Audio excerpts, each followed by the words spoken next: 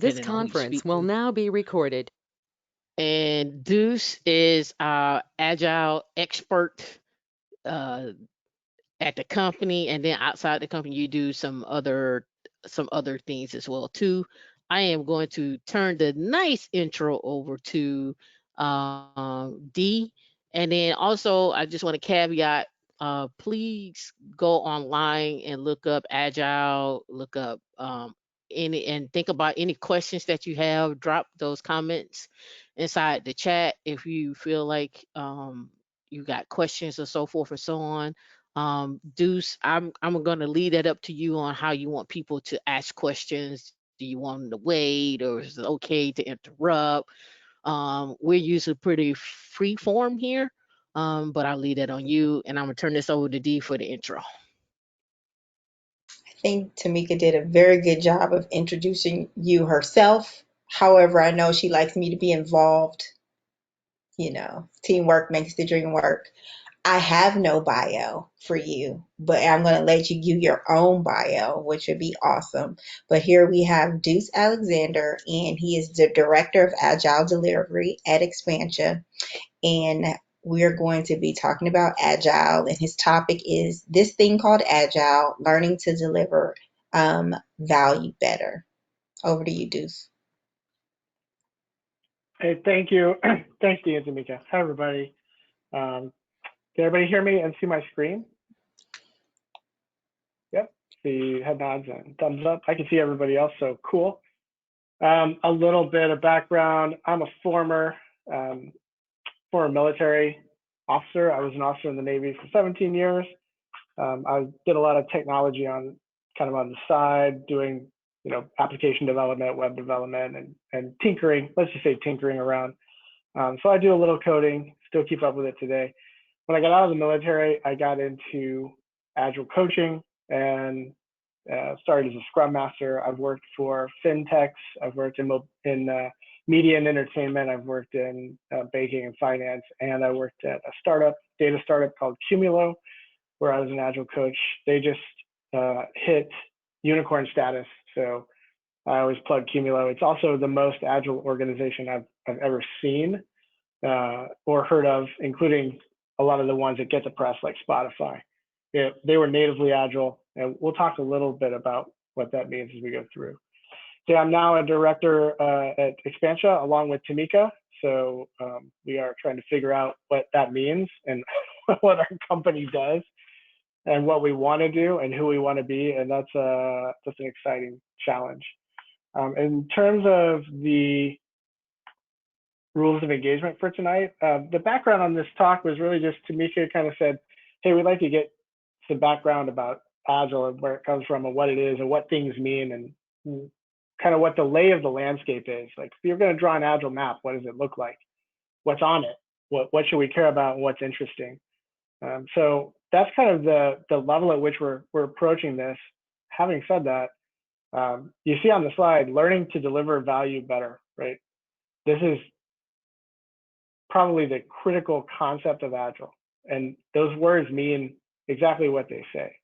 It says learning to deliver value better, right? If Agile's number one focus, right, is how do we deliver value to the customer as quickly as possible, the highest value first. But we also know if we just knew how to do that, we'd just do it, right? It would be easy. So the process of figuring that out is a learning process. It involves failure, it involves success, it involves reflecting on failure, learning and developing not only individual skill, but organizational skill. And that's why the best Agile companies are unique in that they don't simply have a mass-produced framework that they follow, but they have their own adaptation and their own implementation that reflects their unique culture and organizational values. So you have to learn, and their products, right? So you have to learn, like, how do we do this better? So for tonight, as we're learning, like, how can I deliver value for you better? I'm going to start talking about the things that I think are important, that are foundational, and that would be useful to you. But that's all based on assumption, and it's based on little to no empirical data, except having talked at length with Tamika. So as we go through that, if you have questions, if you want to dive deeper, this presentation is not that long. I plan to get through it relatively quickly, but we should take time to ask questions, to talk about concepts and things, and especially at the end, if what I'm talking about brings up other questions or you want to go into topics I don't cover, great, let's do that. So that's kind of the contract I want to present. Does that sound fair to everybody? Sounds good. Good for me. Cool. Works for me. All right, then, sorry, I gotta figure out how to, hey, here we go. So these are some of the learning objectives, right? That kind of what I'm coming into this thinking of, right? Thinking of what would we want to get out of this. There are things like understanding fundamental core concepts, right? Around like what is Agile, what are all these words that are out there? Kanban, SAFe, scaling, Scrum, like value streams. What are these ideas? Because they're really just concepts that reflect how teams and organizations work. Understand fundamentals of team performance, right? Because that's the critical component in an Agile system is what are teams and what makes up team performance and how teams perform. It's not following a process. It's not having Jenkins or Chef or Puppet or Kubernetes or like those are just components that teams use. So let's talk a little bit about what are teams and how do they work, because that's really what Agile drives at. Understand fundamental components. Some of those concepts like backlogs, timeboxes, incremental development, iterative development, improvements, Kaizen, debriefing, retro, DevOps, CI/CD, like we talk about all that stuff. And then understand some of the basic fundamental roles, functions, and relationships within frameworks. A lot of that is broad across all of the different implementations of Agile, right? Whether there's, whether you're talking about Scrum or SAFe or less or disciplined Agile or extreme programming, there are some fundamental concepts that are kind of, think about like meta, right? They're like meta concepts that override all those systems. That's what we kind of want, that's what I thought would be useful to you to target. So that's kind of the way this progresses. But as we go through these things, feel free to stop, dive deep, talk, ask questions. Let's get max value that we can.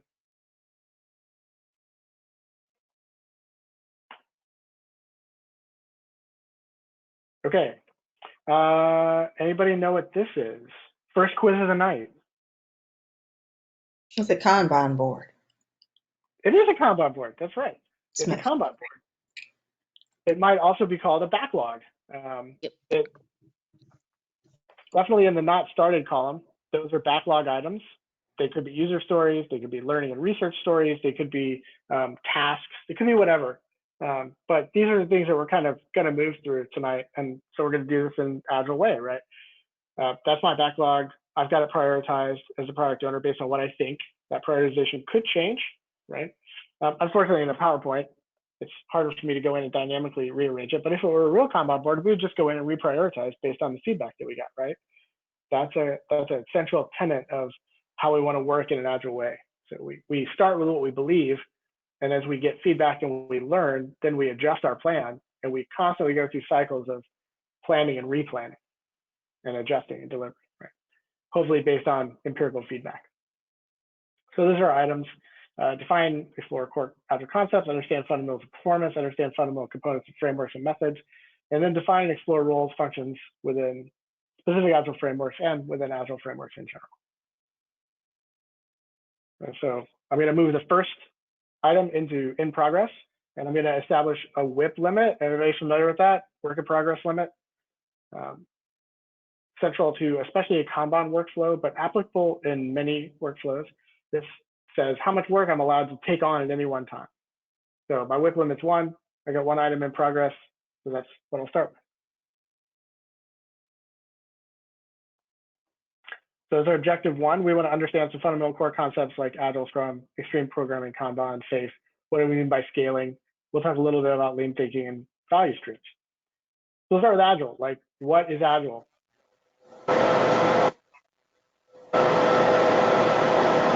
Hey, Deuce, may I ask a question on the WIP limit? Is that more military or private sector? No, that's specifically from Kanban implementations and lean methodology. So if you've got a stage of development or a stage of production, let's say like in coming from the Toyota production system, some of those stages are gated by the amount of work that's allowed to be in them at any one time. So the WIP limit is the limit of work that's allowed to be within that phase or stage. I just used one, but if I had a team of 10 people on a Kanban board that were working on a production line, we might say the WIP limit based on the size of tasks is 6, or it could be 20. It just depends on the situation. It's always unique. Gotcha. Thank you. And Sure. I did have a question just to clarify some. Where does feedback come from? Is the feedback coming from the team, or is the feedback coming from the customer? Either could be both, right? Right. So we want product feedback from the customer in terms of what we deliver and how we think it meets the need. We want feedback from the team in terms of how are we doing at the process of delivering. Both of those, so the customer feedback is important to inform our product decisions. Team feedback is important to improve the way that we work, and possibly the product too. Team members also have great ideas about product based on being the experts at building and delivering it. Within a Kanban or like using the construct that we had in a WIP limit, we might use feedback from the process itself, such as cycle time or lead time, to find bottlenecks and improve our delivery system. So not just the people, but the actual system itself. That's a central tenet of DevOps, right? Mm-hmm. Cool. Thank you. Mm-hmm. Okay, I was gonna kind of cheat here and ask if anybody knows who that is, but it kind of says it on the slide, so it would be cheating. I got it. Frederick Wilson Taylor. Yeah, he looks familiar. He does, yeah. He was alive a long time ago. So Agile is really a response to reductionist management theory, which has its roots in what Taylorists call scientific management. So this guy, Frederick Winslow Taylor, wrote a book in early 1900s called The Principles of Scientific Management that kind of defined how industrial production systems work. It was a shift, it was a seismic shift in management methodology, because his concept fundamentally was we take the work that guilds and craftsmen are doing, and instead of just having a craftsman do this whole thing by himself and build this widget on his own, I can take all the steps, I can break them down into simple tasks, and I can assign each of those tasks to an individual, and I can gain economies of scale in terms of productivity based on that workflow, right? So that's what we call today traditional project management. It's reductionist management based on Taylorism, right? So that's kind of where the world evolved from. And at the time, in the 1910s and 20s, this was, I mean, groundbreaking, revolutionary stuff. I mean, nobody was doing this. And what it also allowed factory owners to do is, instead of paying a highly skilled, highly trained individual who's really good at building this process and costs a lot of money and is slow, I can hire unskilled labor, give them a very simple task that they can do repetitively, and I don't have to pay them very much money, and I get significantly higher productivity. So it's like, if you're a business owner, that's a super win-win, like win-win-win-win-win from your perspective, right? You also get improved quality, you get enhanced reliability in terms of your product, right? I'm always going to get the same widget built the same way because we use the same process and the same steps. Whereas a craftsman might do it a little bit differently from day one to day two. So that grew the entire management world and was pretty useful in terms of labor. When you talk about value created through labor, right? That was a useful methodology. But when you move into where we are today and the world of the knowledge economy, where the real value people create is from their ability to think, right? And solve problems and be creative and apply their knowledge to real world problems that they solve through building applications and code, right? Completely different world, right? That's a different problem. And reductionist management doesn't really apply very well. So that came through the 1970s, 80s, and 90s And those of us who have lived through that can remember, you heard a lot about failed software projects, software that didn't meet customer need, that was late to the field, that costed way too much, that was, cost overruns, and some of which never really worked, and entire companies went under, right, for that. And that was because they were applying these reductionist management theories and practices to the art of software development, which was a different problem. So creative thinkers started trying to solve that problem. Like, how do we build software better? What's a better approach than reductionist traditional management? And that's the genesis of where Agile came from. Where it really came from, where Agile, the word and the concept came from, was these guys who got together in Snowbird, Utah in 2001, who were kind of leading significantly different efforts, but felt that they had commonality between what they were doing and how they were building and delivering code successfully. And those guys created the Agile Manifesto for software development, and that's where they kind of defined the term of Agile. Before that, it was people doing Scrum and extreme programming and DSDM and a turn and rapid Agile development and discipline Agile and all of these different Crystal method, all these different things. And then when they got together, they said, all right, what is it that we all see that's different, that's common among all of our approaches that should kind of provide our guiding vision going forward? That was Agile. So when people talk about, and I actually just had an interview with a reporter not long ago where he said, well, I wanted you to kind of give me some insight on what's the advantages and disadvantages of Agile versus Scrum. And I was like, well, Scrum is an Agile framework. It's not either or, they're both the same thing. Agile, think of Agile as an umbrella, and Scrum is one of the things that falls under that umbrella, right?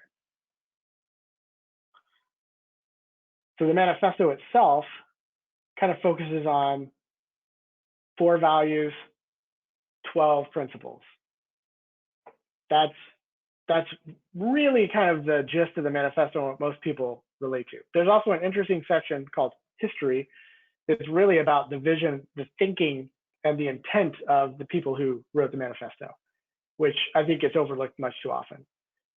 So any framework or methodology that adheres and kind of focuses on these 4 values, the ones that are on your screen right now: individuals, interactions, over, and working software, customer collaboration, responding to change, over the things of the right process and tools, documentation, contract negotiation, following a plan.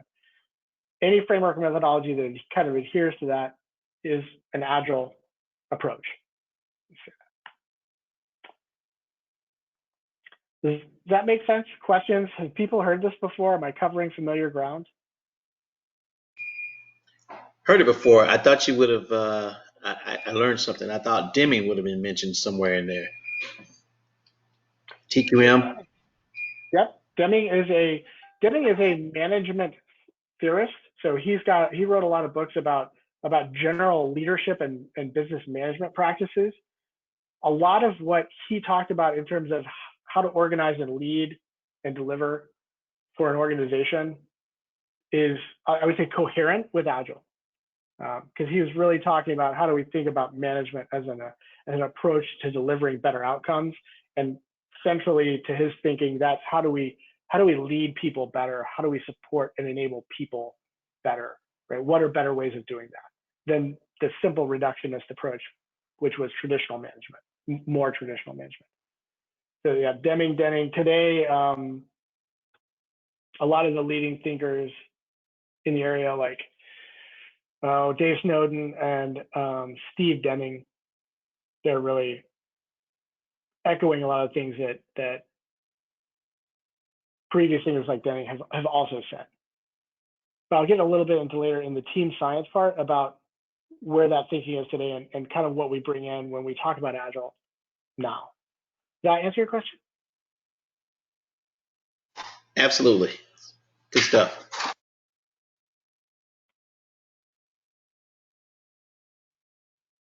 I want to make sure I get the name spelled right. It's Dening, Steve Denning, or Deming with 2 M's. Both of them are management thinkers. Okay, because I'm like both of them come up. Yep. There's a lot of D's in the management thinking world. I don't know if that's a coincidence. That's a high D in the DISC assessment then, right? Yeah, exactly.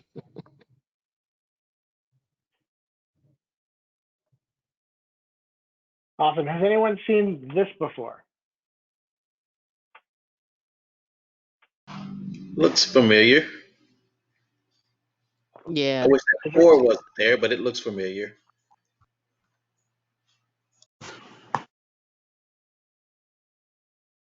So if anybody's out there working in a Scrum implementation, this is the Scrum, effectively the Scrum process, right? This is kind of the one picture to rule them all version. So if you follow from the left to the right, you can see there's a list of events, or what Scrum calls ceremonies.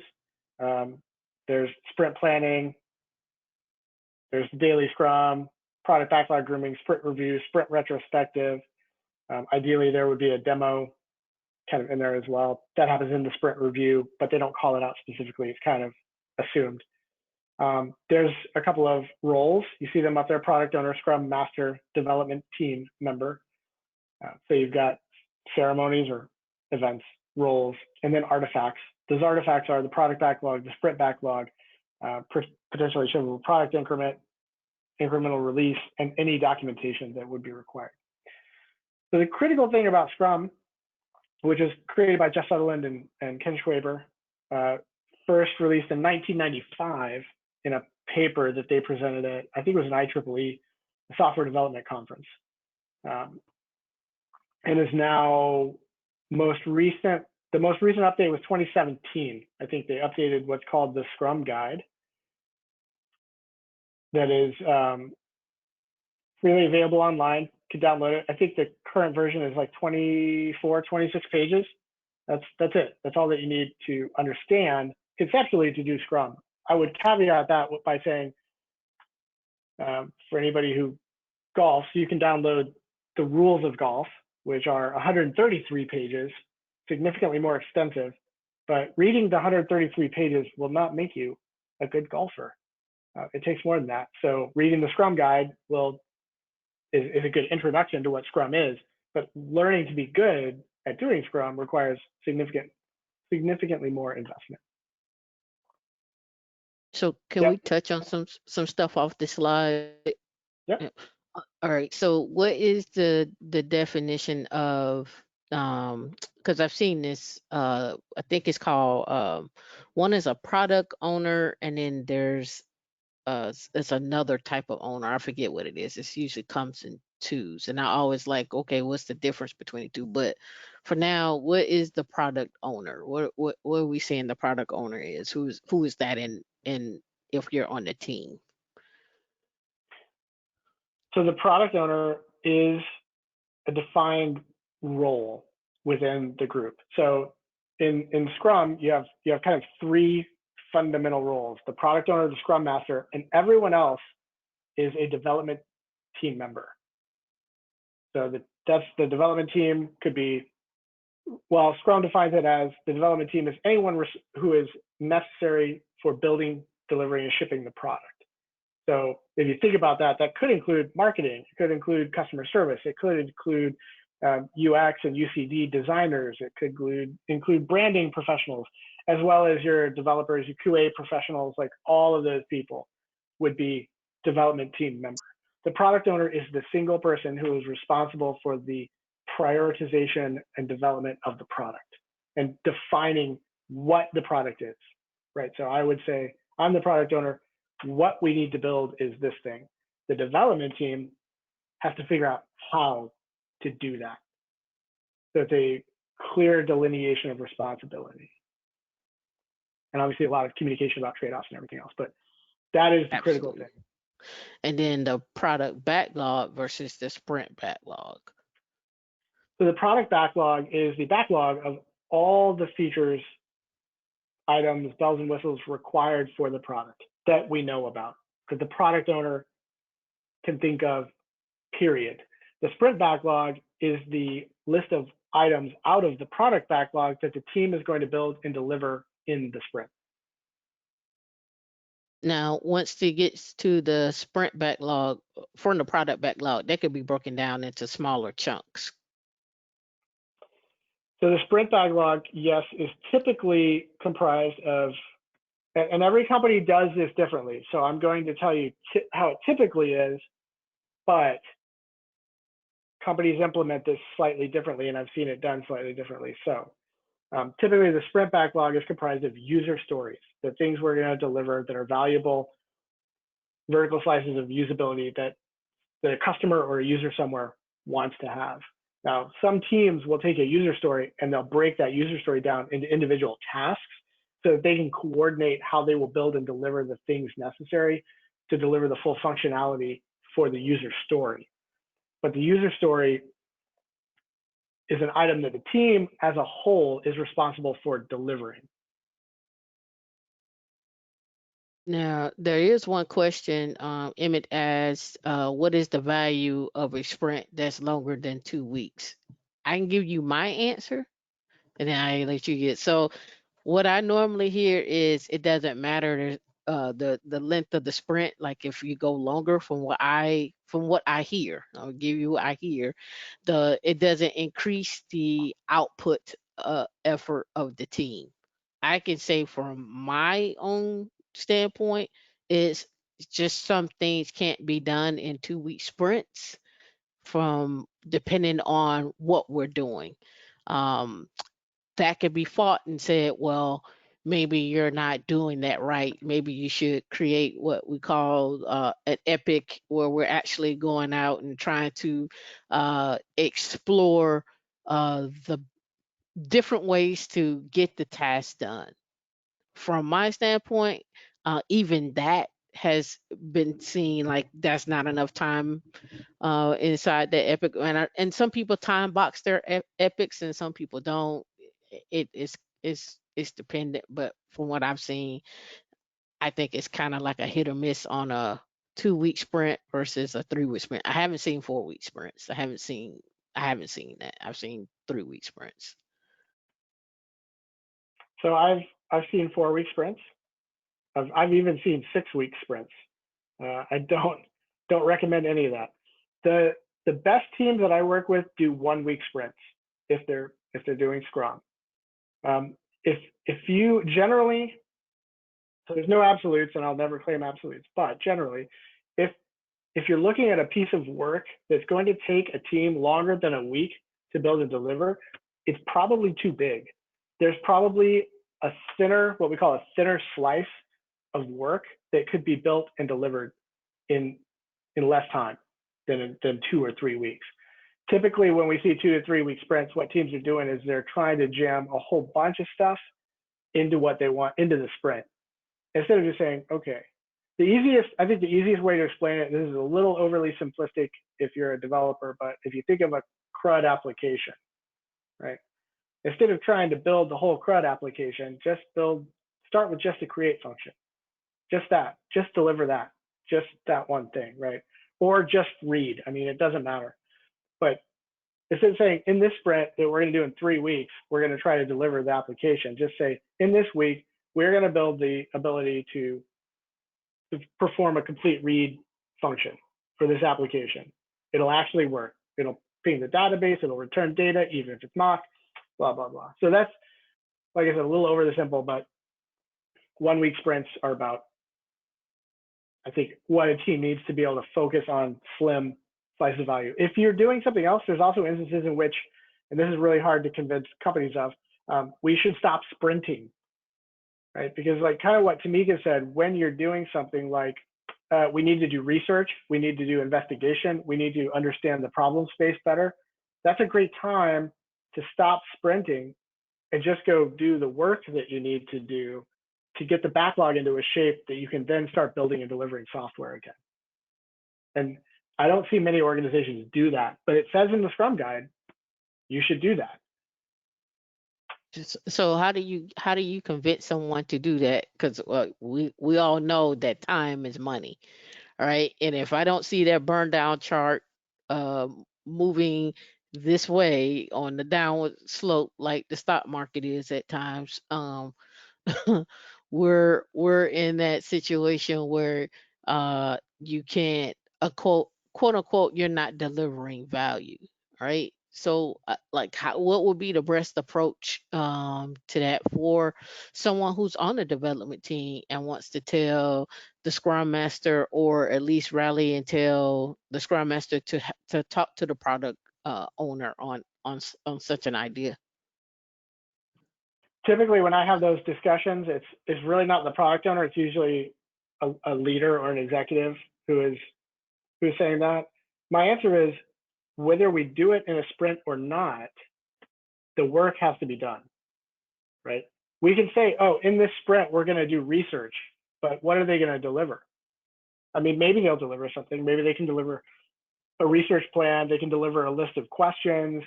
But if we, and I've done this in a tech organization where we were really exploring extremely unknown problems. Like we don't know how to solve this, and nobody knows how to solve this.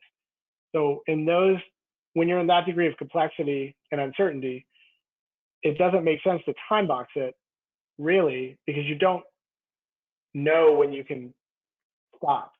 It's like, well, we need to do research until we know enough that we can then create a plan for how we're going to attack the problem. Maybe that'll be a week, maybe it'll be a day. Could be either. I think it depends on the amount, the size too, because if it's what we solved it, I solve it two ways, because I came from development, but now I'm doing project management. So I find you got to rein the developers in, right? So I want to be like, I want this feature, but first I need you to go find out how to do it, how we should do it, what is standard, what's going to be accessible, da, da, da, da. Are you thinking about all the things?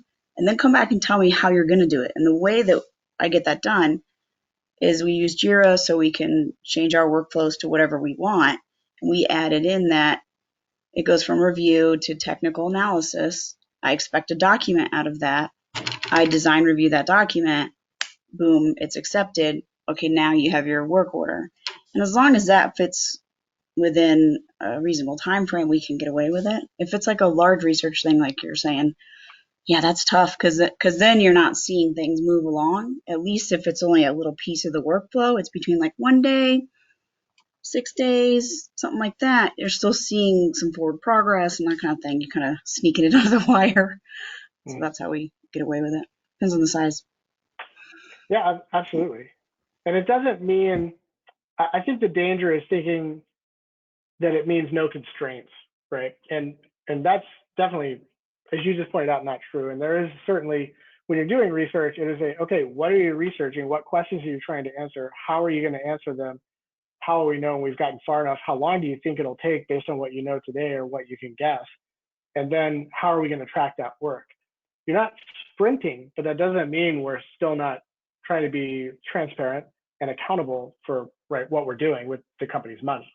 So all of those things can absolutely still occur. And sometimes the answer is the rest of the team is going to keep delivering product while we spin off a micro team or a couple of folks who are going to go do that research and start working on it now. So by the time the rest of the team gets to where they are, we're ready to just bring that work into the backlog, and we don't have to actually stop sprinting. Got you. So basically split the team up to do some research, and then let others keep going to just keep the the burn down chart going downward. but I think Emmett had a question on, shouldn't there be a defined view of value prior to work starting? Can you tell me what you mean, Emmett? Like what do you mean by defined value? So, and I don't want to say that you have to know everything there is as possible. So there'd be this this understanding between the product owner and the team of, okay, this is what you would like to have us deliver to you.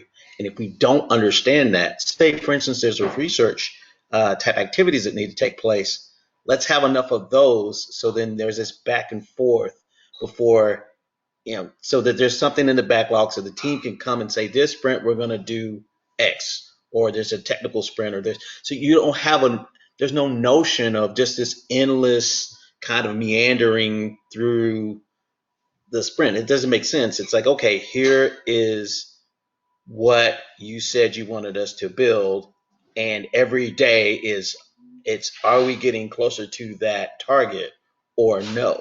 So there's this notion of termination, right? So sprint termination. So I know, so I start working backwards. It's, if by at some point in time we're going to terminate if it doesn't look like we're getting close to delivery. It's not something we always want to do, but we have to make sure we're tracking towards that objective. Because I can juke the stats. I can make that thing go down all day. I can make it go straight up.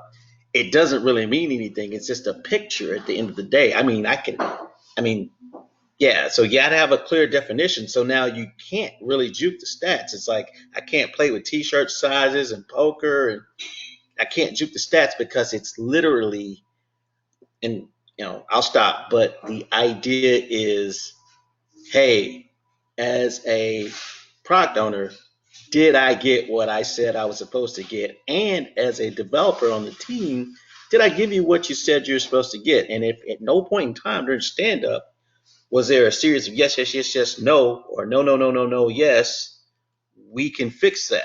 But we can't fix, hey, here you go. Like, here's the cup you said you wanted. You didn't want a cup, you wanted a glass. Well, you have to define that. I would think. Yeah, you absolutely do. Those types of activities happen during sprint planning and product backlog grooming. So and sprint review. So in the sprint planning event, and we're kind of diving deep into Scrum, but that's okay. In sprint planning, the product owner and the team are talking about, okay, the product owner is saying, this is what I need built. And it's a negotiation between the team on, okay, what can we get done in the next week if we're doing a 1 week sprint? How much can we get done? And once you get to that agreement, what is the deliverable item? What is the work required, the sprint backlog stories to do that? Then we pull that into the sprint, and then we get 5 days to get that work done. We coordinate every day to see how we're doing and make sure we got progress. And at the end of the week, we're going to have a sprint review with the product owner and other stakeholders to show them, well, so this was our plan. A week ago, we said we were going to do this, and we started here. Now we're here a week later at sprint review. Here's what we got done. Here's the status of the backlog. Here's the software. Should be fully functioning and working. I can show it to you and demo it to you. And then we go do all of that again and again and again and again.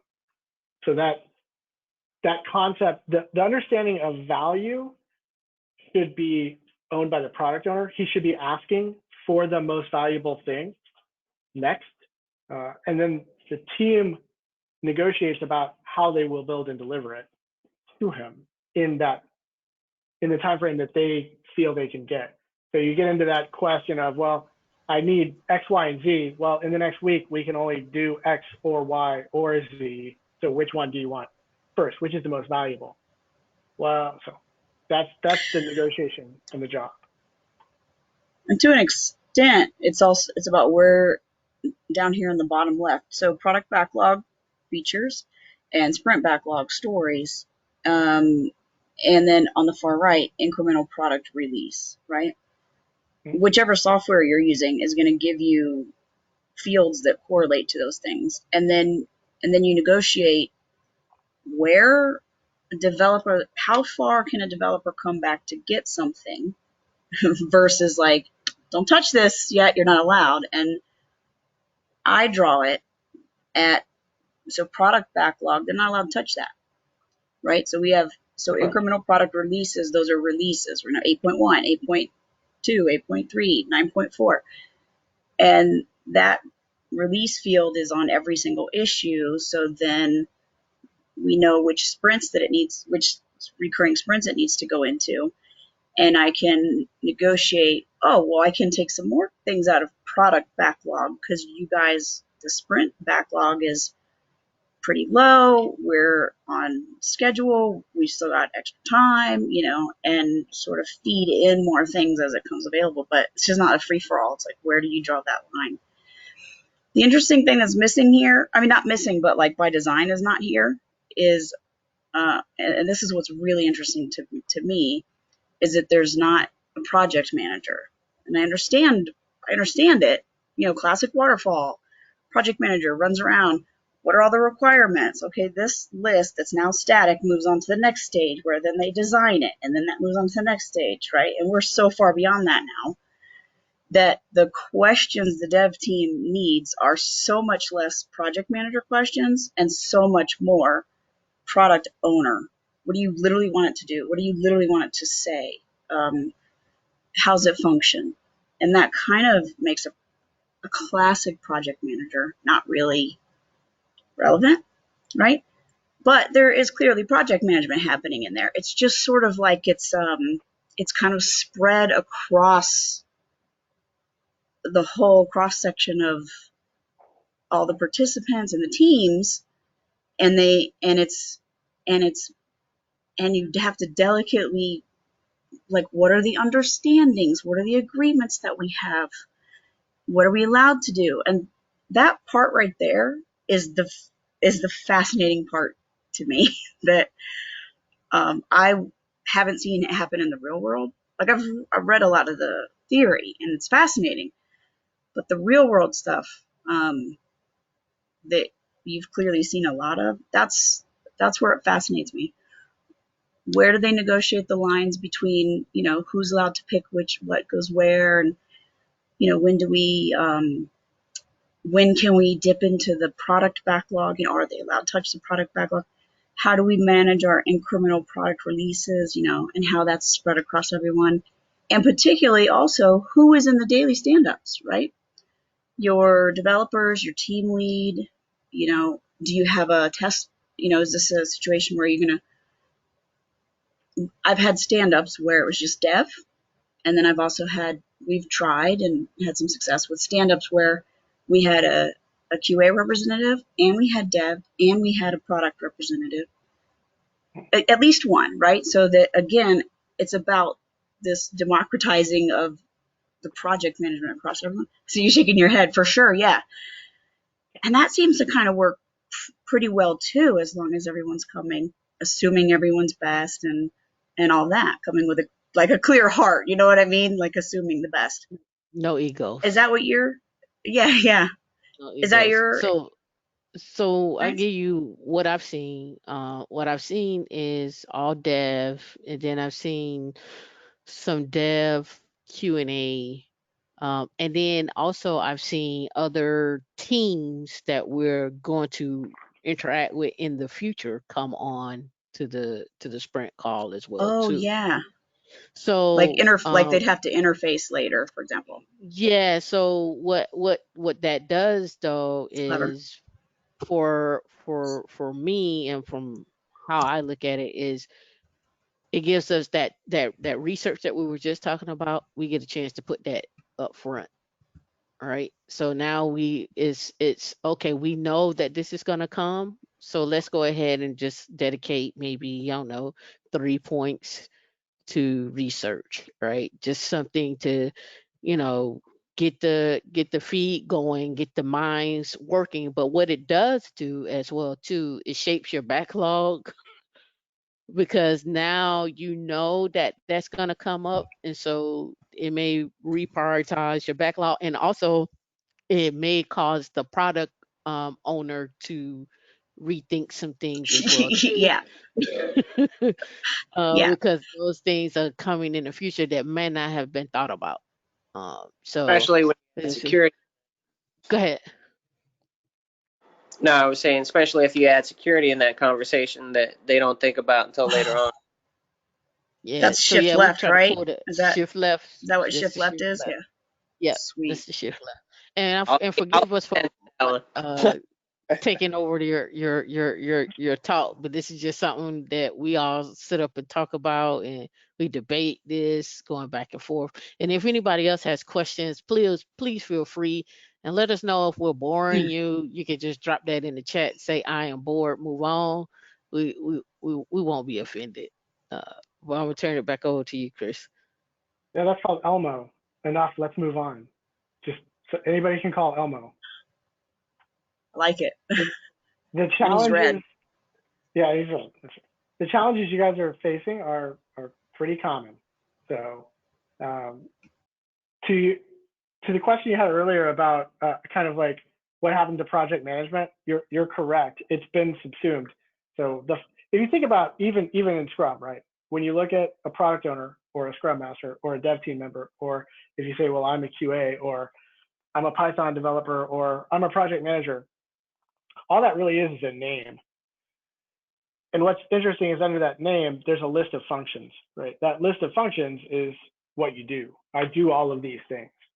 So in the Scrum framework, that list of all those things that the project manager does has been spread to other parts. So some of them are co-owned by the team and the product owner. Some are owned by the Scrum master. Some are owned solely by the team. Some are owned by the product owner, by other people outside the team, like executives or leadership. So it's handled in a different way. You're right, the things still happen. It's just different the way that we do it because we want to drive to a different outcome.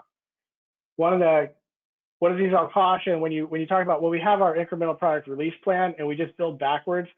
It's actually in Scrum a failure state that we call waterfalling Scrum. So it's going, Ding, well, ding, ding, my company. Yeah. Yeah, I've got all this stuff planned out, and then we'll just build backwards into what we want to do for sprints. And really, there's a whole different discussion that I go into with when I'm working with enterprise clients about, do you need to do Agile? Right? Agile solves a very specific problem that has to do with complexity theory and liminality and bridging from complexity into complicated, and how we can approach work from an empirical standpoint in an environment where we have to use heuristic approaches and blah, blah, blah, blah, blah. So the question is like, are you in that environment? If so, you need Agile. But if you're not in that environment, do you need this, right? Is it the right approach for you? It might not be. That might not be it might not be what you need. Right, but it's so cool to say that we're Agile when in fact we're just using Agile tools, but we're actually Waterfall. Like that's the hip new thing. Yeah. I appreciate what you're saying. That's going to stick probably with me about don't. I mean, that's exactly what we do. We work from that release back, and just because we're using a Scrum tool doesn't make. Have you ever seen anybody do Scrum? Again, spreading project management across everyone. Have you ever seen anybody do Scrum or a short cycling Agile methodology without one of these new strong tools like Jira and all these things? Like that manages that's another thing that manages a lot of what that used to be. Does anybody do it without that? Have you seen that? Well, I mean, I have used manual boards where everything is literally stickies on a wall, and there's no Jira Confluence version 1. It's just like that's what we're doing. It's hard though, and it doesn't work in large organizations because typically you have too many folks who want to get visibility into what teams are doing and how the organization is performing and what's being prioritized. And so those systems break down at scale, at larger size. They don't really work. So you want to use a tool, just like you do with like MS Project, right? I mean, same idea. Yeah. You want a tool that says, hey, how are we going to track our work? That's what the tool does. It helps you track and monitor and build and not have sticky notes all over everything.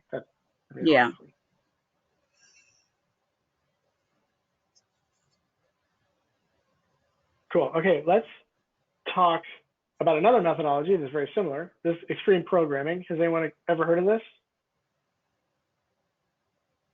Also known in the industry as XP. Okay, a few people. It's a must. So there's two. When I say XP, I think it's important to point out there's kind of two parts. There's a lot of XP, but there's two major components that are in the industry and they express themselves differently. One is what you see on the left where it says kind of core practices, and the center of that is the major thing. The right side is more of the planning, feedback loops, and what we call the process. So XP within industry as a process only accounts for about 1% of all of industry. However, XP as a set of core practices that is used as development tools and practices in concert with other frameworks like Scrum or Kanban is probably, well, it's not enough, but it's in the 40 to 50% of industry range. So when most people talk about XP, they talk about the XP practices like pair programming, test-driven development, refactoring. Like, yeah, we do all those things because they're really cool. Collective code ownership, continuous integration, continuous deployment. Like, those are great. And people use those with Scrum, or they use them with DSTM, or they use them with another methodology, a process framework. But only a few places use XP as a process framework wholly, and they don't, and not follow Scrum. It's not massively different, but it is slightly different in terms of a couple of the roles and procedures. That's What you're questions saying about is Scrum. Yeah, so what you're saying is Scrum has some hints of other things, other frameworks and processes rolled into it to make up Scrum. Correct. So Scrum, and Jeff, it talked about this in the intro of the Scrum guide. So when they built Scrum, they said Scrum is a framework. It's literally the tagline says Scrum, an empirical process control framework. And the reason they call it a framework is because it's incomplete by definition. It's like scaffolding on a building, right? Well, what do you want to put on the scaffolding? What do you want to hang off of it? How do you want to use it? Do you want to put stairs over there? Do you want to put pictures up over there to show what the building used to look like? You can hang stuff off of it as you need to, as long as you adhere to the core concepts, values, and practices of the framework. So things like bringing in test-driven development and pair programming is great. Like, that's just those are things that the development team can use and do.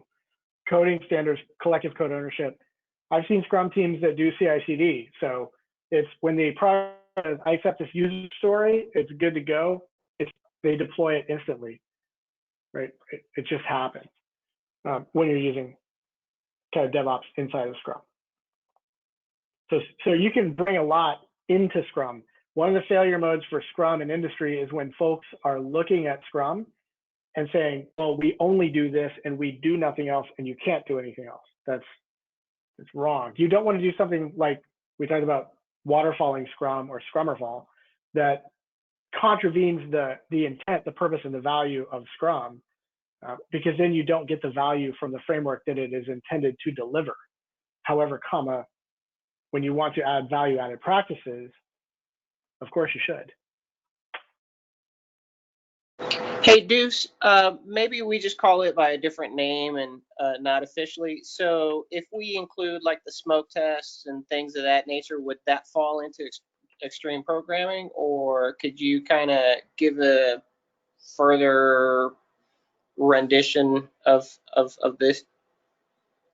Yeah, so running things like smoke tests and doing penetration testing and running very cyber scenarios to make sure you're building and delivering in a secure way, kind of falls into the continuous integration and continuous delivery piece. XP is really about continuous integration, but delivery tacks onto that really well in a DevOps or, I hate to say it, but DevSecOps way. So how that becomes part of how you implement the framework, right? And what do we need to do to make sure that what we're building and delivering meets requirements?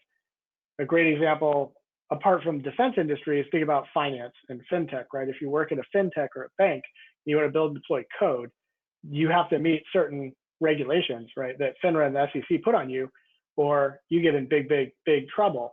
So the question becomes, how do we take what we're supposed to do to meet those constraints and put that into our development pipeline so that we can meet them as we're building and delivering and prove it and show that we have met them, because you could be audited, and that would be bad if you said, oh yeah, we did all that stuff, but no, we can't prove any of it. So that's a big thing that teams and groups working in those areas have to focus on. How do we bring this in? How do we do this? How do we make it a part of what we do? Awesome. Thank you, sir. Yeah. Yep. Tamika shared an awesome link there. And I'll say another thing too, the team question that came up earlier. When I hear people say like, well, the team's got developers and then they have to hand stuff off to QA. So that would not be a Scrum team, because on a Scrum team, you would have developers and QA on the Scrum team together, providing the quality requirements, the testing requirements as we build and deliver the code. Because whatever gets done by a Scrum team within a sprint has to be done, like done, like ready to deploy at the end of the sprint. That's the goal. So you want to bring everybody in who's necessary to make sure that the team can build and deliver the functionality requested, and they are a part of that, of the team, of the development and delivery team.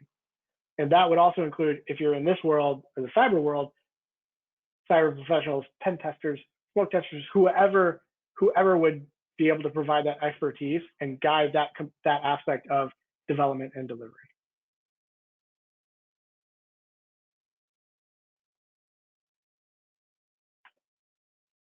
Okay. We kind of already covered this. That's a Kanban board that one of my teams used to use. Lots of phases, lots of gates, lots of stages. Kanban, kind of a unique expression. It kind of falls under the Agile umbrella, but it's really more a component of Lean. So Lean and Agile are like cousins, right? We come from the same family. We share a lot of the same background and history. Kanban specifically comes from the flow model that comes from the Toyota production system, in the sense of how do we make work visible, how do we manage flow, how do we make the process explicit, get feedback loops, how do we do improvement. A lot of that has to go with how do we measure cycle time, lead time, all these sorts of things. So that's, and I think a couple of folks have mentioned Kanban, so maybe we've heard of that before. Kanban is really loose in terms of what sort of process do we need to have. Scrum is a little more prescriptive. It says, well, you do these things and you have these events and these ceremonies, you agree on these things. Kanban is more of just the flow system. You get it on the wall. You put the backlog on the far left. Highest priority items go on top, and individuals or the team, depending on what your structure is, pull those into work as they get capacity and as they're able to. So that's kind of the heart of how Kanban works. Apart from that, there's not a real process to Kanban itself, apart from you have to build the process on your board and say, this is what we're trying to do. These are the stages that work has to go through, the gates. Obviously, it's useful. It's primarily and mostly useful in a production environment, like a factory, for example, like Toyota would use Kanban. Any thoughts or questions so far? No, and I also posted a link earlier for if anybody needs it about Toyota.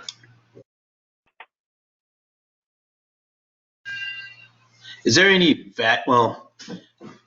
value to, I guess, not necessarily a reading list or a study group where people can kind of go and not kind of see where these things come from? Like, I mentioned the Deming earlier. I learned something about the gentleman in the slide. So it's a philosophy. So I know I don't want to bring too much DevOps into this, but it's just, hey, here's where this stuff comes from. Here's why we don't have a million swim lanes. Here's the definition of done, right? I think of this thing as a submarine, right? Once the sprint starts, we've submerged everybody we need on the. I mean, it's everybody we need to complete the mission. Everybody understands the mission. Everything we need. We have everybody involved, and everybody's on this. They may not think the same, but they're thinking about the same thing. And so that's where I've gotten a lot of value out of just saying, hey, just go look at where this came from. We're gonna pick and choose the things that worked from these philosophies and gradually add them into how we approach things. So first I have to tell you, I'm going to steal your submarine metaphor. I have not heard that before, and I think that's the best metaphor I've heard for like a sprint yet. That's like exactly how it is. Like we're going to get everything together. We're going to get on board. We're going to close the hatch. We're going to go down, and we'll see you when we're done. Like that's how it's going to be. That's pretty awesome and easy to understand. I like it. Same. Yeah, 3 people stealing that one. That was awesome. Yeah. Well, no, that's just my way of. So when I learned, right, it was like, hey, look, we're, and maybe it's because I hung around a bunch of military folks when we were doing it, but it's like we're going that way. Like there's no backing up. There's just this is what we're gonna do, and I look at it as a pickup game. It's like, look, here's the play we're gonna run. And that's it. Like we don't need to focus on all these other distractions. If you don't see it on the board, we can do it the next go round, but this is what we're going to do. And we're going to get better in the retro. So maybe we didn't do as much. Maybe we could have, we did too much. Maybe we didn't communicate effectively. But I think having those concepts, those philosophies, and kind of building the team as you go, people think you have to have this perfect idea. So no, you should just get better over time, learn more over time. But yeah. Absolutely. I don't know of a good like central repository with that sort of information. I think it's one of the things that we're missing. It's kind of out there in pockets and spurts, and some of the sources are questionable. So you can go read you can read the Scrum Guide, and it's got a little bit of the background and the history, and you can read one of Jeff Sutherland's books, Scrum: The Art of Doing Twice the Work in Half the Time. He talks about the background of Scrum, but that's just Scrum, right? So if you want to learn about Kanban, you've got to go research Lean, and so it's kind of like diving down the Wikipedia rabbit hole and following all the links and seeing kind of where people join. I think it's part of the problem in that we've lost some of the history, and it enables people to lose focus. A lot of the people who signed the Agile Manifesto are a little bit jaded and displeased with where Agile is today and the state of Agile. So I think if we had more of the history and the vision and the focus, it would be easier to make sure we're staying more aligned to the intent. But I don't think we have that writ large across the industry. Did you see the go-to comp 2015 that Dave Thomas did called Agile is Dead? Yeah, there's like an Agile is Dead post or conference about every 3 to 4 months. They keep popping up. By them though, like, because it's, I don't know how many guys did it. Did the original manifesto? Is it 3 or 4? But like it's 21. Oh my God, really? Wow. Okay, so Dave Thomas apparently is just one of them, and he did it. And what you're saying is it's really entertaining. Just a side note, when you say Dave Thomas, I immediately think about Wendy's? Wendy's. Same. Yeah. Also, there's a DevOps chat Slack, and there's also there's a couple different Slacks. I'll throw them in there for whoever asked about that. Cool.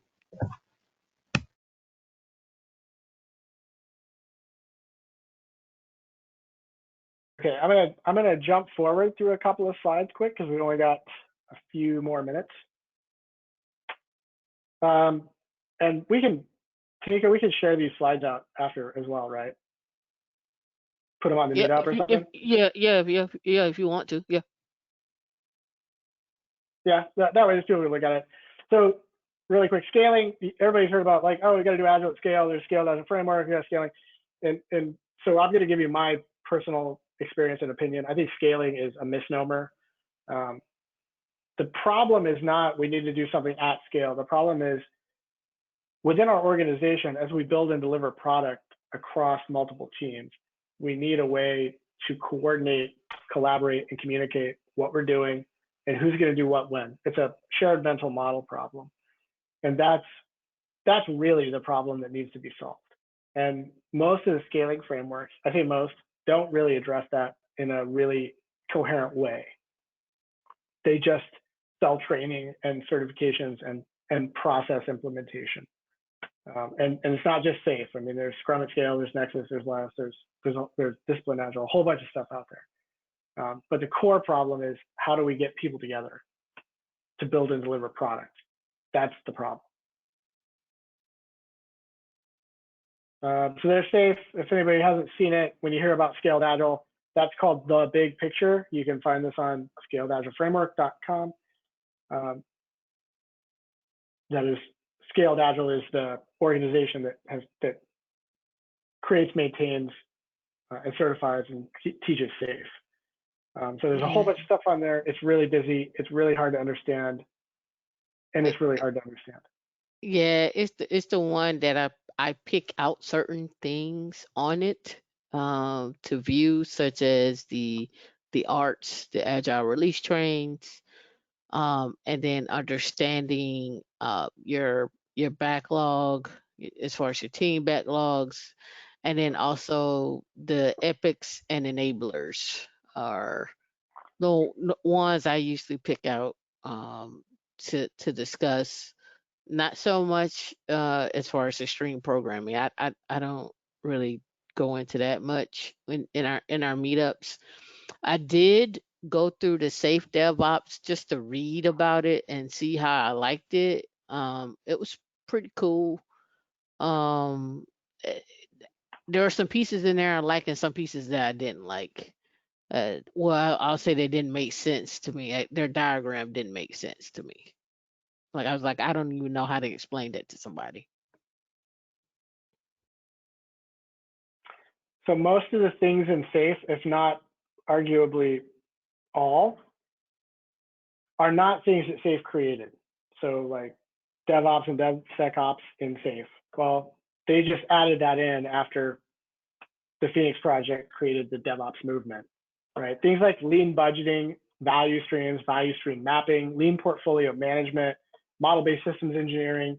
These are all things that existed outside of SAFe. They were practices that organizations were already using. SAFe just consumed them. So we always talk about SAFe like the Borg. It's like the Borg. They just come and take you and assimilate you into their collective, and you just become a part of the big picture. But all of the Second best metaphor tonight. The submarine, number one, the Borg, number two. Yeah, SAFe are the Borg, because you look, and especially you look down at the team level, those are just Scrum teams. I mean, they're Scrum teams. They're doing Scrum. So at the team level, SAFe just looks like Scrum. And an art is really nothing but an arbitrary way to collect a group of teams together that are notionally working on the same domain, should we say. Whoops, sorry. So I just wanted to introduce this as like one of the scaling frameworks that we talk about. You see on the upper left too, organizational agility, lean portfolio management. Like these things were all things that were coming up on their own outside. So SAFe said, hey, these are getting traction. It's like buzzword bingo, right? Like if it's a buzzword bingo thing that organizations are starting to pay attention to, we should pull it into SAFe. Business agility, another one, right? If you look at SAFe 4.0, didn't talk about that. Now it's part of it. Oh, we need business agility because that's the Business Agility Institute has brought that in as a thing organizations want. So we should make it a part of SAFe. And it just keeps going. Whoa. Okay, another scaling framework. This is the Scrum at Scale framework. It's really hard to make sense of this, which is why you need training, and it's not naturally intuitive. But basically, you've got team coordination cycle and a product cycle, and there are different processes that have to occur in order for the organization to do what I was talking about earlier, which is coordinate, collaborate the efforts of multiple teams across the entire organization and how they're going to build and deliver product holistically together.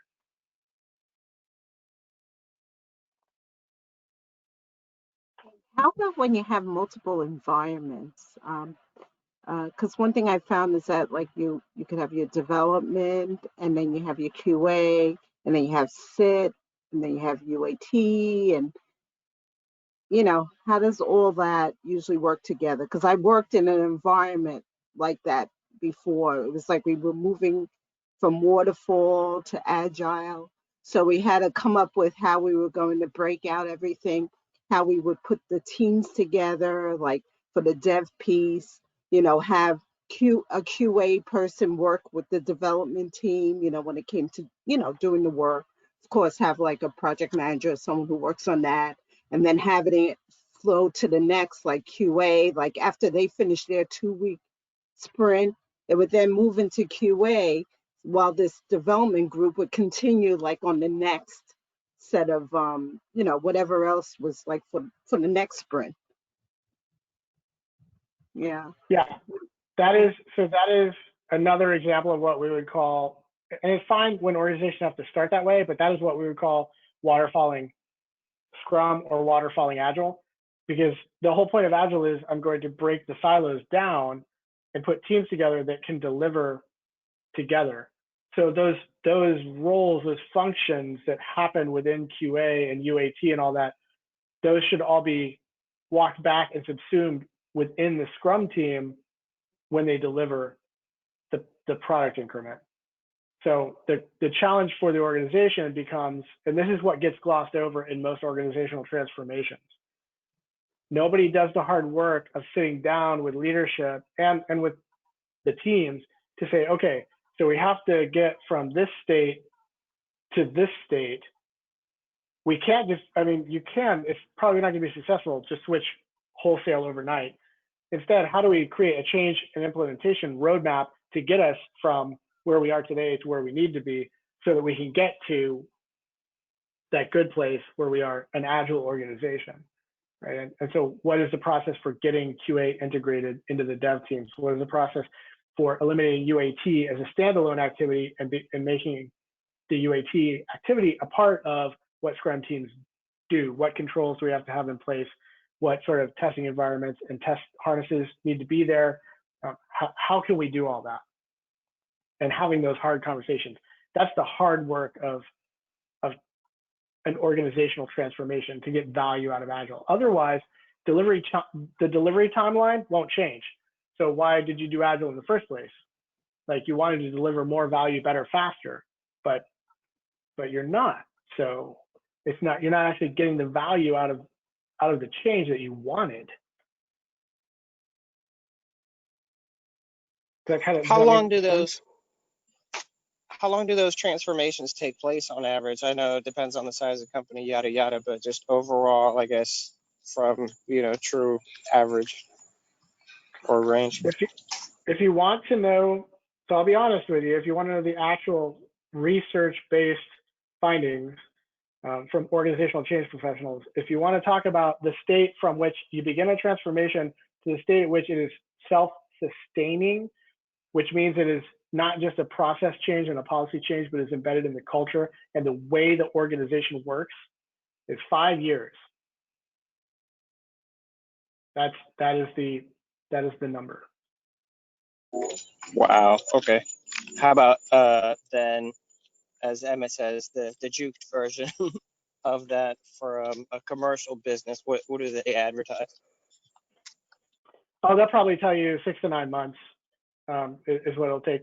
To be super clear, the heavy lifting is in the beginning, right? When you actually have to change it, or you have to do gap analysis, training needs analysis, training, process alteration, infrastructure investment. You have to do all that work up front. So that's the hard stuff. What you get through is, once you get through the major change initiatives, you get into improvement, Kaizen, and you get into sustainment.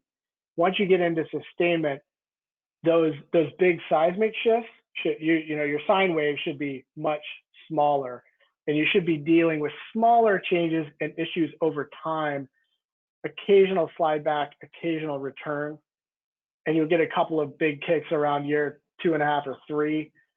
But the point at which you can actually stamp the paper and say, we are there, and it will not backslide, it will not regress, it will not revert, and we're sure of that, is typically about 5 years.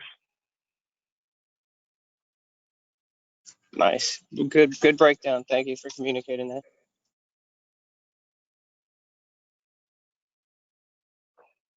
Can I check? Oh, go ahead. Sorry, go ahead. I was going to just say, check. It's about 1 minute, so. yeah, go ahead, finish. I'll save it for the after. No, it's cool. I was just going to say we got about a minute, so is there anything else that we should really, that anybody wants to really dive into or hit on right now? No, what else you have in your slide if you want to fast forward? Sure. Well, there's team performance. So I was gonna talk through this. This is an introduction to what I alluded to earlier about how do we know what area we need to go into? Like, how do we know when we need to do Agile, when we shouldn't do Agile, what's appropriate for Agile? I applied against a framework called Kanban. It's from a complexity theorist named Dave Snowden, who does a lot of national and organizational what we call sense-making activities in the world of complex adaptive systems and human adaptive systems and human factors. So figuring out what domain you're in helps you map the appropriate approach to the domain, right? I would not use Scrum to build a house. This is what I tell everybody, right? If I were using Scrum to build a house, my product owner would say, what's the most valuable part of your house to you? I say, my kitchen. He'd say, great. So then I have a kitchen built that's standing in the middle of a field with no walls and no ceiling. Not really good, right? That's not the outcome I want. So building a house is a complicated endeavor, not a complex endeavor in most instances. So what I should just do is use a known good practice, probably traditional project management, and just build my house. Like, that's a great approach. I don't need to reinvent the wheel, right? Agile is more for, do we need to reinvent the wheel? Like, are we doing something hard, interesting, complex that we don't know how to do? This is, I wanted to talk a little bit about research. It's based on what makes performant teams, team shared mental models, collective intelligence, EQ, IQ, those sorts of things. This slide's a big takeaway for, it's not just about technical skills and process, right? It's not about, I know Python, I'm a C dev, and we've got the best QA in the world, and we're using Scrum with XP, and blah, blah, blah, blah, blah. You also need the social non-technical skills, teamwork, communication, situational awareness, those sorts of things that make human interactive systems work. And when you get a high-performing organization and a high-performing team, it's because you have both of those domains blended together, right? As well as another one that's not on here is environment. That's a big breakdown of that, right? Process, knowledge, teamwork. Objective 3 was talking about some of the fundamental components like backlogs. I think we covered that. Timeboxes, incremental and iterative development, Kaizen improvements, debriefing, retrospectives. This is the only slide I really had to just see if anybody wanted to hit some of those key items or had questions. Hey, real quick, Deuce, before you speed through everything, are you on a time constraint? We go to 9 o'clock, but if you're on a time constraint, I'm getting people asking, will you be willing to do a part 2? Oh yeah, sorry. So yeah, if we have another half hour, that's great. Yeah, we go to 9. Yeah, we go to Okay. 9. We But get it done over here. We go to however the time leads us. Yeah, and If I you left need to grab a beer or wine or a little water. sippity sip. But no, I left 30 minutes in there just in case people had questions because I wasn't sure if we were gonna have questions at the end, but that's okay because we roll to 9. Right. Or 9:30 or 10 or sometimes 10:30 plus. So if Yeah. you want to back up and get your thoughts out, we're all Yeah. in. You got all of Yeah. our ears. Yeah, and the person that's probably gonna ask you the most questions is Lynn. I'm gonna just give you that. Lynn is like in your lap right now.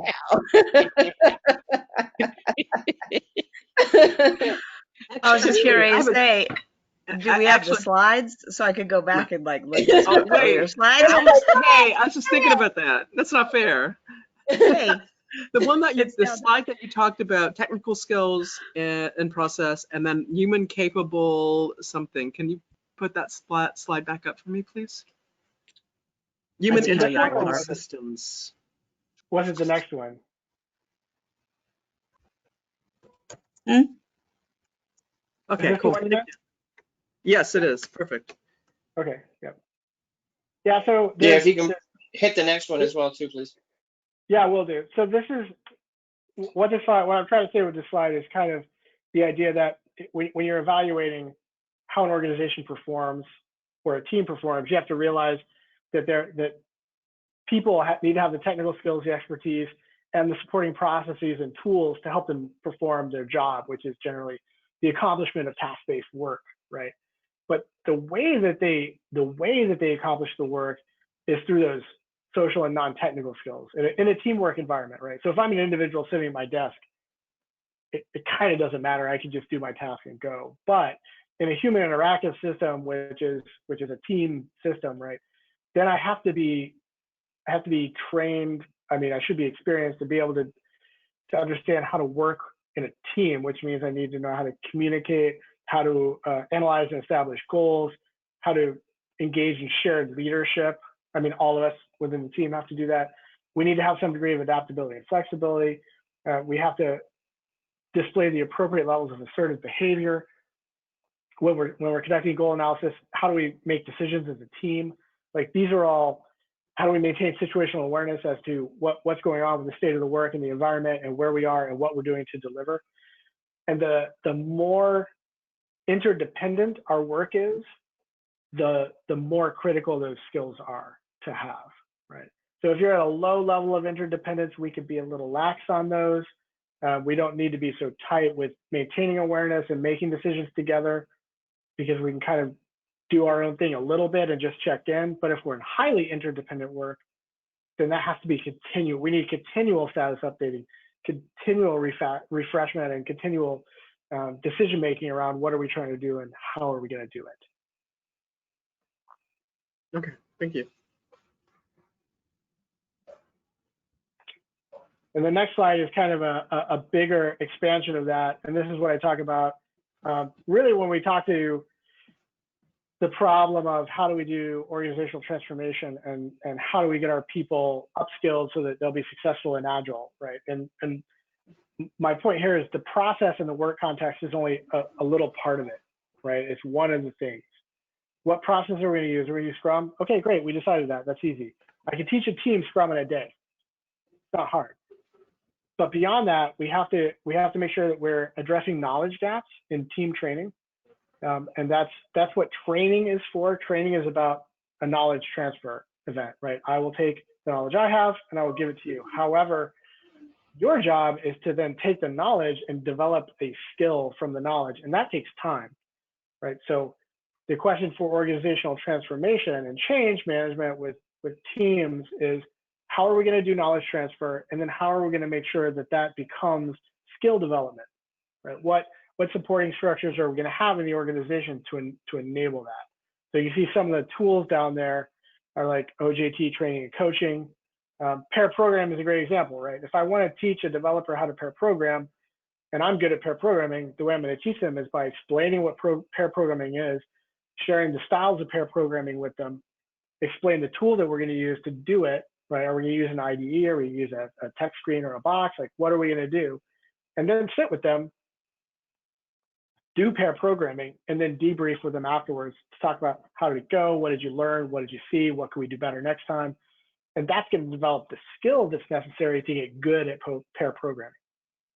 Right? And this is also why you'll hear me sometimes be angry about Agile certifications, because sending someone to an Agile certification 2-day class is a knowledge transfer activity. It doesn't develop the skill that they're going to need to be good at their job. That's why they need coaching, they need support on the job while they're implementing that knowledge so that they can learn and improve.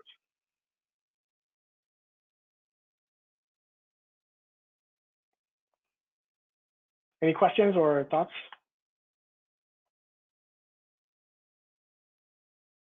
Are there any immersive trainings that are available that you're aware of. I don't, you know, I don't really put a lot of like yourself. You know, someone tells me they're Scrum certified. I'm like, well, okay. My litmus test is okay. Take the person that knows nothing about tech and deliver me something with that person running your Scrum, and that tells me everything I need to know because it's about problem solving because you don't know anything about this person. They don't know anything about what you're doing. But if you know what you're doing, you should be able to make the adjustments and then come up with something to and not just be stuck. Why I can't do it, or your piece of paper says you can. Unfortunately, for things like the Scrum certifications and most of the Agile certs that are out there, there is no quote unquote immersive certification. What there are, like especially for developers, there are boot camps, right? So you can go to boot camps and you can learn by doing over a span of weeks, days or weeks or months in some cases. That's a super awesome way to do it. That's the Pivotal model. If you wanted to learn extreme programming, you can go to Pivotal and they do immersive, like you're on a team at Pivotal Labs doing extreme programming. So you learn it by doing it for weeks or months. Those are kind of outliers. What I would love to see is a kind of a dev boot camp, but is more of like a all roles involved. So we can get product in, we can get Scrum masters and coaches in, we can train them and have them also be a part of the boot camp, and they're also getting the training and learning and getting feedback and coaching and growing skill. But I don't So know what of I any. what I hear, Deuce, is you want to do that with women in Linux, and we go get a SIBR to do that immersive program. That's what I hear. I would love to do that. And especially one of the areas that I did investigate kind of doing that sort of model in was in if you've been in the military, there's a thing called TAP when you're getting out of the military called Transition Assistance Program. And it's a Hmm. way for people who are leaving the military to go get training and skill development, exactly like that sort of thing, in things that'll benefit them as they transition to a commercial industry civilian life. And it would be awesome to be able to offer something like that as well. It would be another dimension. So absolutely, yeah, we could do that. When somebody said immersive, I thought you were going to say officer candidacy school. I don't know what it's called. Were you Army or what were you? What branch? I was Navy. Navy. Okay, yeah. I thought you were Yeah, I going to say say officer immersive. candidacy school. It's an experience thing, right? So it's learning by doing, right? So this is the thing I learned when back to college like 25 years ago. It's like, sure, I'm super smart, but and this is something I do with my wrestlers right now. I know you know it when you can show somebody else. If you can explain it to a room full of people from various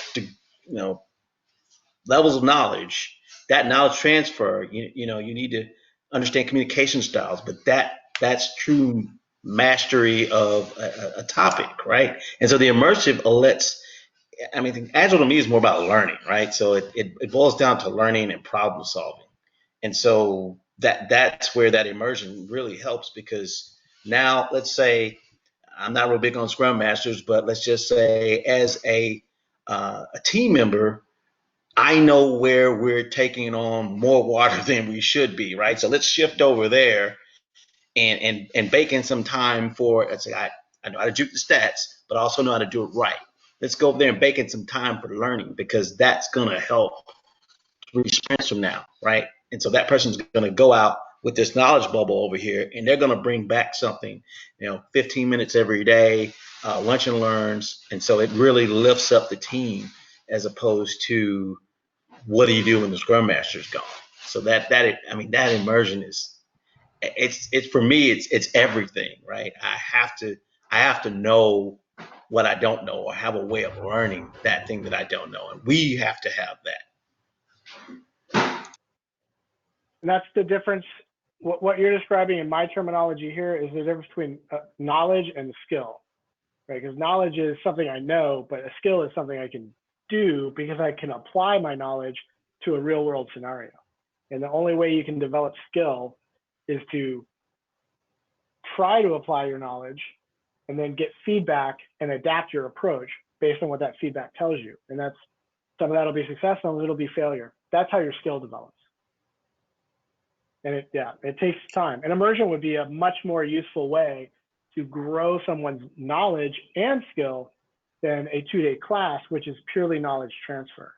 There's no practical application in a certification class, typically. I think that with all of this shifted to the teams now, the interpersonal play between team members and across teams is so much more important now. And that is like the thing that we get zero training in life, you know? And I think a lot of places are getting hip to that fact, because I was thinking, where do you get that? Well, you get it in leadership courses like the military and things like that and whatnot. But it rang a bell that I just went through some project management courses, and the PMP exam changes. It was supposed to change in July. It's changing now in January 2021. And it's fascinating to me that I told the team one of the changes the other day that I pointed out is that it's going from mostly waterfall to waterfall, more hybrid, and also Scrum, and also waterfall. But the other fascinating part is that it's going from 5 domains, none of those domains called people. It's like initiating, planning, executing, monitoring. The new domains, the first one is called people, and it's 42%. Like, that speaks for itself to me. Like, and then process, and then business environment. Like, wow. Like, that's, yeah. So, how to talk across, what do we got? 3D coach 3D coach? 3D coach or 30 coach? 3D? We can't hear you, Emmett. It's 3D. I put myself on mute on purpose because I'll just talk. So there's a lot of buzzwords about teams, and I put something in chat about elite minds. It's literally about coaching people up. That's literally what's happening here. Identifying gaps, skills assessment, and then needing, it's about the concepts, of just going over the fundamentals, just needing and building that in. Communication styles, learning styles, right? So I think a lot of that, when people say, oh, I went to this course, went to that course, I'm like, well, it's okay, but how do you really apply that? Yeah, and we talk about that here in terms of I tell people, and anybody who's been to the meetups know I stress this often. learn how you learn, right? That give you the concept of, like, you may like Audible, you may like Audible and seeing, you may like doing, you may like doing, seeing, and Audible. Like, you got to learn how you learn. And I don't think you really learn that early on, because you're usually sitting down in a classroom and somebody's instructing you and showing you something. And then after they do their lesson, then you go off and do that homework, right? And you do that, if you think about it, you do it from the time that you were preschool all the way up until college. So you got 18, 20 years or so of just doing things that way. And so then now you have to unlearn what you learned before, because you were taught a certain way, to only find out how you learn. And it doesn't come overnight. So I emphasize understanding how you learn, and then do a dive on that particular way of learning, and maybe you might sprinkle some other stuff in there. But I actually, oh god, I forget the name. I was in an interview, and it was a guy. He was telling me, he's like you, there's a name for it, because he homeschools his kids. There's a name for someone who, like, it's not on the job training. It's a name for it when you're hands on, and then there's a name for it when you're hands on and like to listen to something. There's a name for it, and I have to look it up. I Oh, posted like that before. kinesthetic? Yeah, I I think it's forget the name kinesthetic of if it. it's the hands-on too. But yeah. Yeah, I forget the name of it.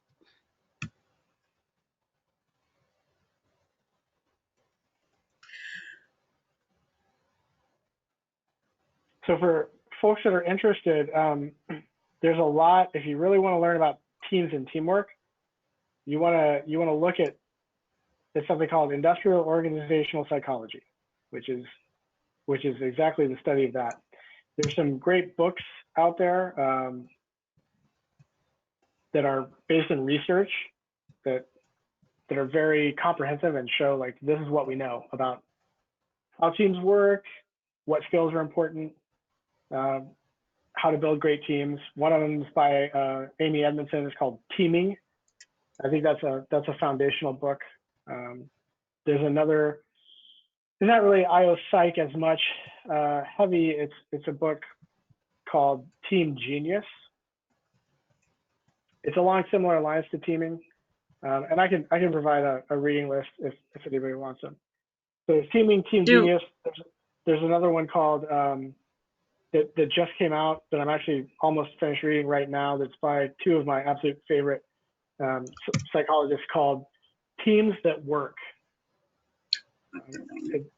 These guys consult like NASA, and one of those guys, Eduardo Salas, is a human factors psychologist and has done a lot of extensive work with the military and other high reliability organizations. They are just amazing people and do so amazing these work. books, so this subject and category, that's where you're gonna get, because you said some stuff earlier that I was like, oh my God, that is literally my job all day. Appropriate levels of assertiveness, situational awareness across the scope of the product, right? Addressing now the killer was appropriate levels of assertiveness, right? A lot of times people think they're doing the right thing because they just agree, but like, no, we didn't hire you to just agree. Like, you have experience and a skill, like, come on. But like, we're not conditioned to do that, to disagree constructively, normally. It's just really anti-human. It's really anti-society. But it's required to do when you're talking about technical things interfacing with each other. This is the hardest part for me. Like, project management, psh, easy. It's this part that is that's tough. So is that the kind of thing that's in the team area and the IO psych of teaming, Team Genius, Teams That Work? Okay, cool. 100%. So that's Yeah. definitely you'll want to read Teaming by Amy Okay. Edmondson, and you'll want to read Okay. Teams That Work by Okay. Tannenbaum and Salas. Cool. Thanks.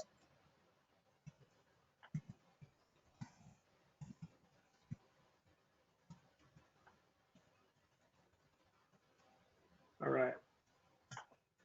So, okay. Okay. The third one was talking about these things. Is there any of these terms or concepts or other related Agile meta stuff that anybody wants to discuss, talk about, dive into, et cetera, et cetera? Can you break down your interpretation? Because I think T mentioned every, Agile or Scrum team is different, and they all kind of handle it differently. So from your unique and experienced perspective, as far as backlogs and the whole speed of the burn down, and just trying to make sure, obviously, I think for sprint cycles, you're going to go for the 80-20 rule as far as like your most paying customer or your largest client, or whatever application is more revenue generating. But just I guess as I ramble on here, kind of break down not what we did in the beginning of the presentation, but more of your perspective about how to keep backlogs in check and which items, if they're not able, if you do have a blocker, hey, this is going to have to drop until next quarter or something like that. So those are really fine points of product ownership and what product owners that's why it's a full-time job, because they've got to deal with all that. The way that you break down product is kind of more of an art than a science. It's easier at higher levels, but it gets really hard when you get to the lower levels, which is why we do typically backlog grooming with the team. So it becomes a conversation between the product owner who's asking for what and the team talking about how, and they kind of co-create like, okay, well, how would we break this work down? How would we break the product down to deliver it in a meaningful way that gets the most value quickest? Now there's a huge discussion to be had around what do we mean when we say value? Most people think of value in terms of dollars, right? Well, how much revenue would we get if we put this out? But value can also be expressed in terms of risk reduction. It could be expressed in terms of compliance. It could be expressed in terms of reducing complexity and unknowns, or Supportability. Affordability, speeding up delivery later, right? Like if I do this first, then we can do everything else faster. If I don't do this first, then it'll take overall longer. So it doesn't mean that we want to ultimately defer to one thing, but we do want to have the conversation, right? That's the goal. The goal is have the conversation to make sure that we understand, okay, when we say value, what do we mean? What is the most important thing right now? And it can change from sprint or product to product, and it probably arguably should. But those are the trade-offs the product owner has to make because the product owner at the end of the day owns the product, or whoever is fulfilling that role owns the prioritization of what they own. That's their job to determine what do we do first. They should never do that in isolation. It should be a conversation so they understand what are the trade-offs, pros, cons, like what are we giving up by doing it this way. But at the end of the day, they make the call. That's the business decision, and the development team should respect that. And I think the word grooming is used on purpose also, depending on which framework you're using, because I got these 3 features developed, tested, they're done. And there's something itching my brain that I know there's a couple bugs over there in the backlog, which just don't matter anymore because of that. So it's like there's the pruning, like it's grooming, like what are we going to pull up and forward and make better and like go, but also like go and just get that sometimes like, oh, this is garbage, this is trash, like this other thing took care of this. Really staying on top of that so you don't end up with 1,000 garbage pieces in your backlog.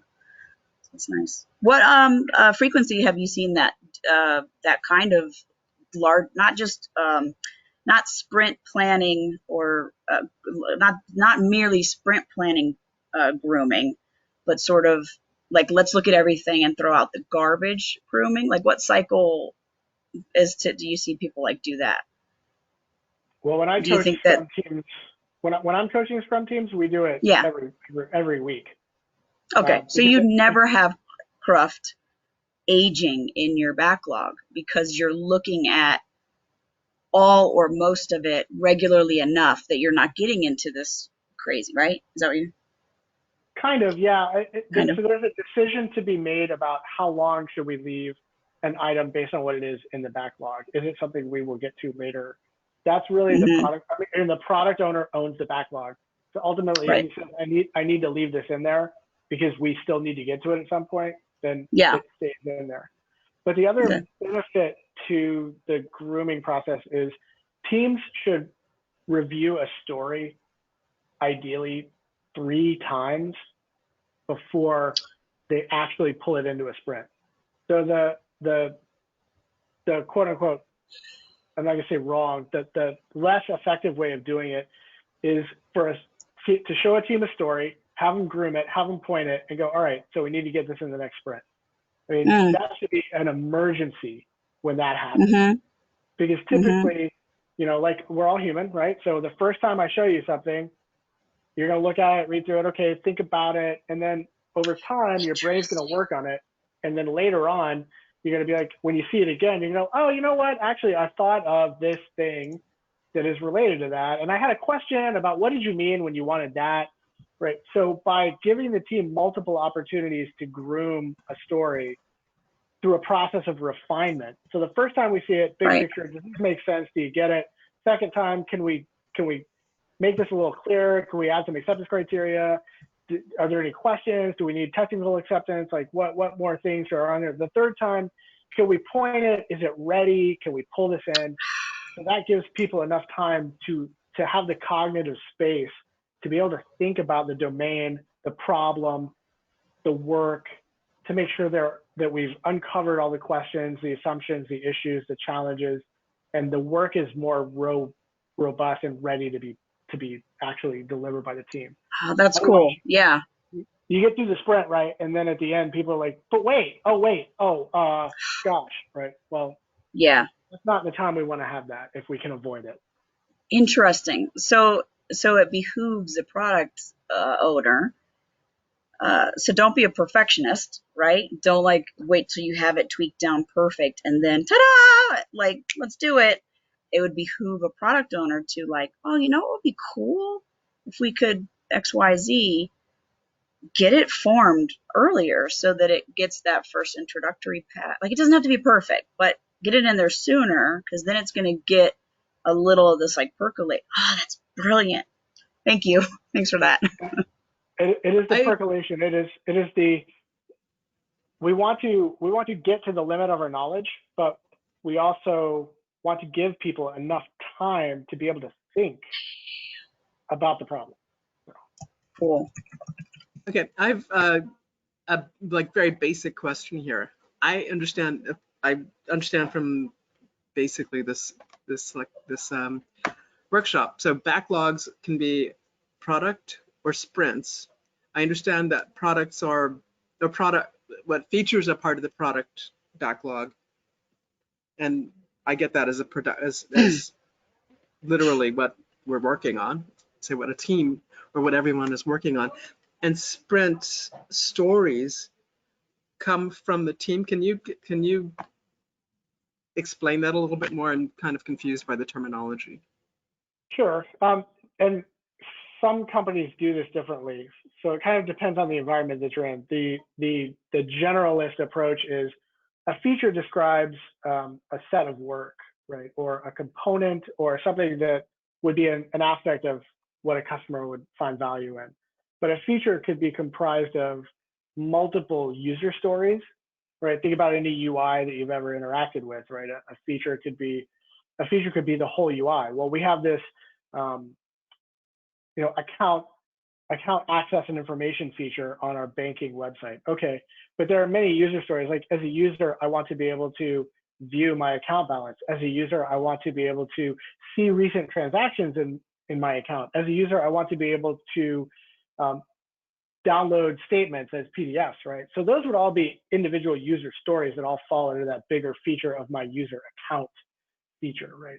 That's one. I'm only expressing one way that you could break it down. There are probably plenty of others, and I'm making this up on the fly.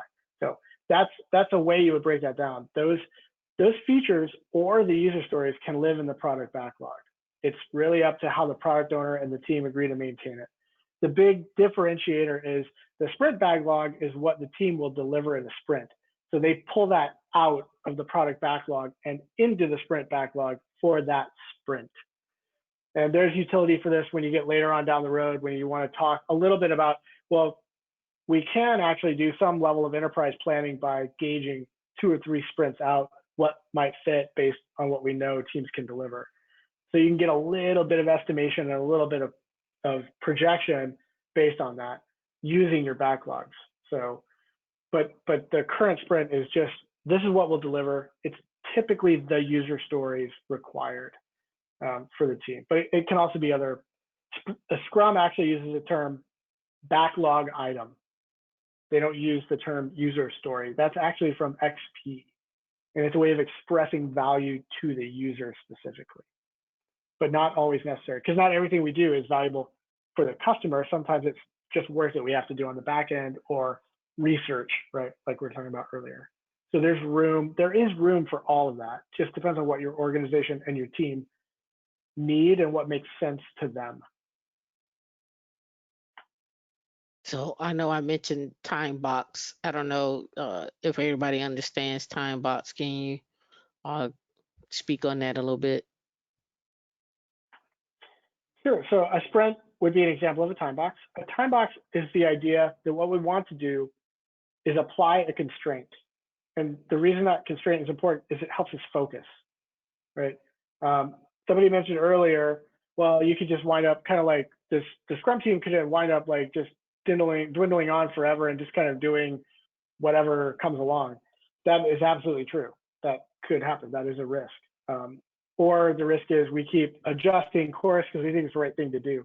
So time box is the idea that we're going to set a specific amount of time, a day, an hour, a week, 2 weeks, whatever it is, to achieve or accomplish this segment of work.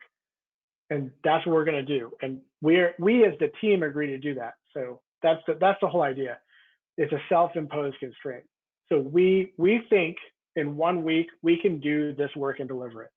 That's different than traditional project management, typically the way it's done, which would be I, as a manager, decide that you can do that work in a week. But actually, I don't really know anything about that work and I'm not an engineer. So what am I basing that on? That was kind of one of the things Agile wanted to correct, was the idea that, well, these people are experts. They have college degrees, sometimes PhDs in how to build and deliver software, but we're telling them what they'll deliver and how long it will take them without asking them. That doesn't make sense, right? So instead, let's ask the team, what will you commit to delivering in what amount of time? And then we can use that to improve our performance. And IO psychology is on our side on this. It shows us that when we apply constraints like that to ourselves, it actually does improve our performance. We don't want to overdo it because we don't want to burn ourselves out. So sustainable pace is a big part of that. But if we do it in a sustainable way, it will help us actually be better, more focused, and achieve.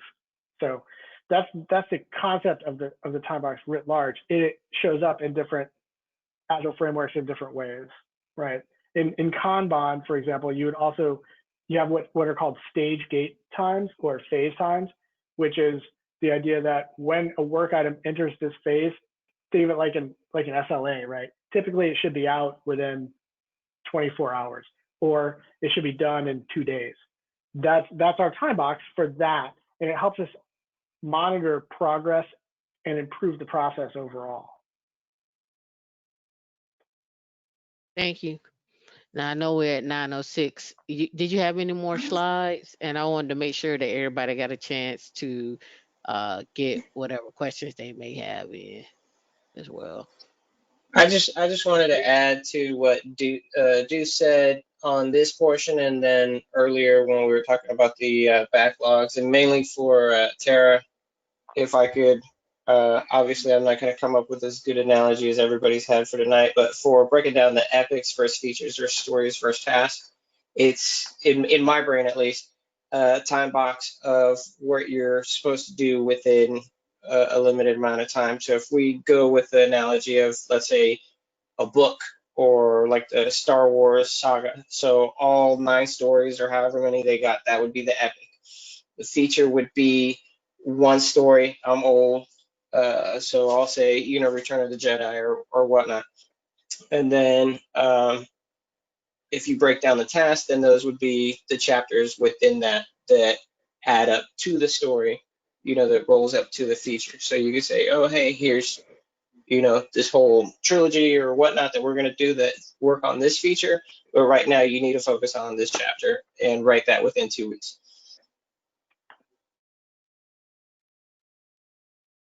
And don't think I'm laughing at anybody but Lynn, because she's on the screen looking like a live emoji. Did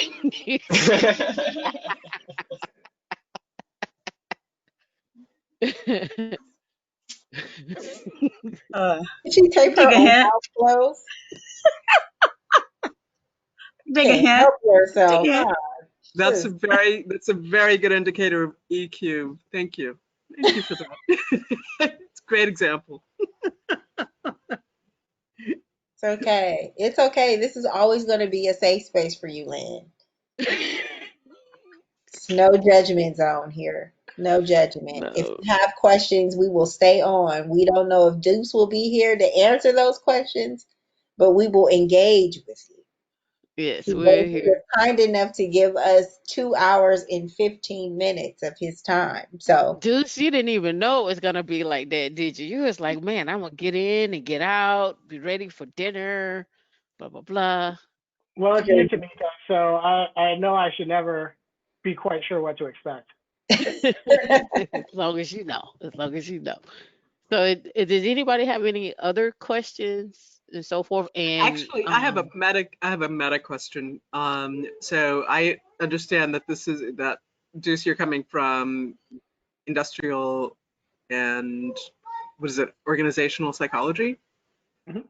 And that's a so a lot. It's interesting, like the whole this because you use the term empirical feedback, and I'm just like, whoa, you know what I mean? So it's a whole lot of thought processes and work that's gone on. That's really fascinating. And so I got the team building, the building teams. I got your list of or your recommendations book wise. But in terms of like that, I guess the sciences, like that the academic part is. Do you have a recommendation for that? For like if I wanted to go like in Nerdland for a minute with it, do you have a recommendation for that?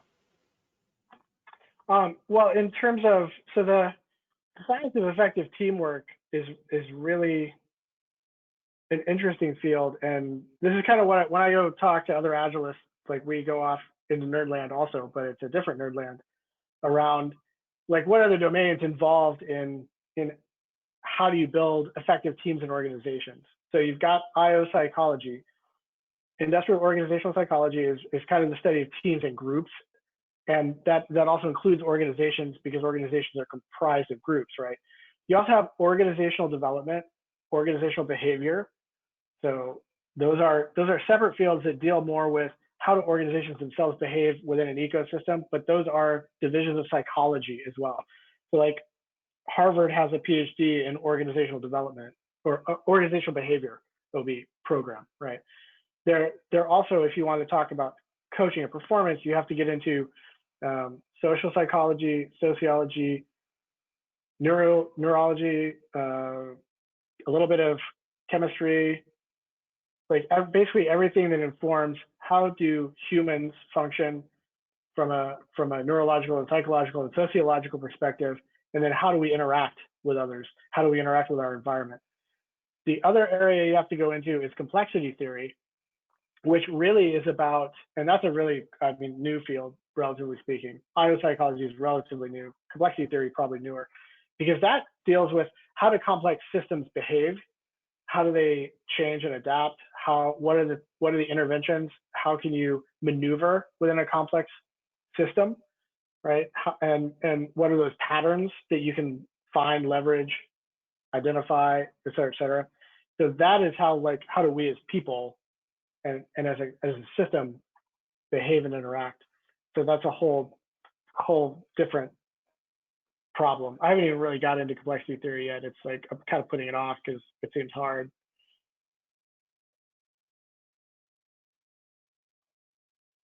Ooh. So I That's am gonna funny. I am going to end. We don't have to get out the farm. Just end the recording. I think Tian. I don't know if you're still recording or not.